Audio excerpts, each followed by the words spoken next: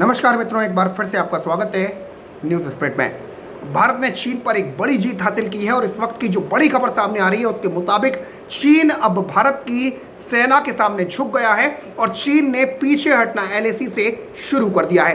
तो सबसे पहले उन जांबाज जवानों के लिए जो चीन की आंखों में आंखें डालकर भारतीय सीमा पर डटे हुए थे, विषम परिस्थितियों में भी लगातार डटे हुए थे, उन सैनिकों के लिए जय हिंद जरूर लिखें।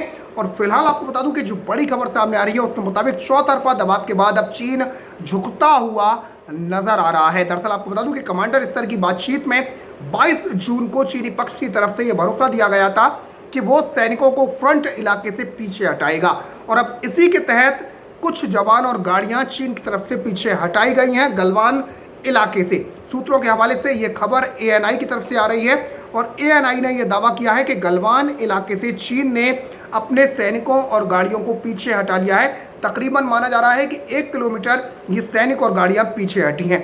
दोनों देशों के बीच सीमा विवाद सुलझाने के लिए आपको बता दूं कि पिछले मंगलवार को सैन्य स्तर की वार्ता हुई थी और बुधवार को WMCC यानी working mechanism for consultation and coordination on India China border affairs की बैठक हुई थी और इस बैठक में भारत ने चीन के सामने फिर दोहराया था कि शांति स्थापित करने के लिए चीनी सैनिकों को अपने क्षेत्र में वापस लौटना होगा और इसके अलावा कोई दूसरा रास्ता नहीं है।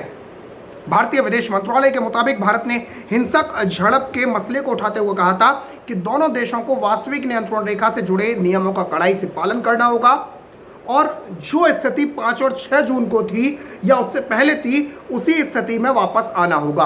पीछे हटे बिना कोई रास्ता नहीं है कि तनाव कम हो पाए।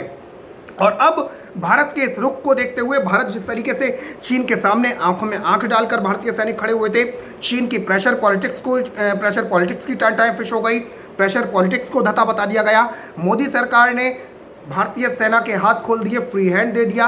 तो ये सारी चीज़ें चीन को कहीं ना कहीं छुप गई और चीन को ये नजर आ गया कि भारत अब उसके दबाव में झुकने वाला नहीं है और जिसका नतीजा ये हुआ कि अब चीनी सैनिकों ने पीछे हटना शुरू कर दिया है। गलवान इलाके की खबर है कि 1 किलोमीटर गाड़ियां और सैनिक पीछे हट गए हैं। दरअसल आपको बता दूं कि विदेश मंत्रियों के बीच बातचीत में दोनों पक्षों ने यह कहा था कि शीर्ष नेताओं सीमा पर शांति और सहअस्तित्व को बनाने पर जो सहमति बनी है उसका पालन होना चाहिए और इसका पालन करके ही सीमा पर शांति बनेगी।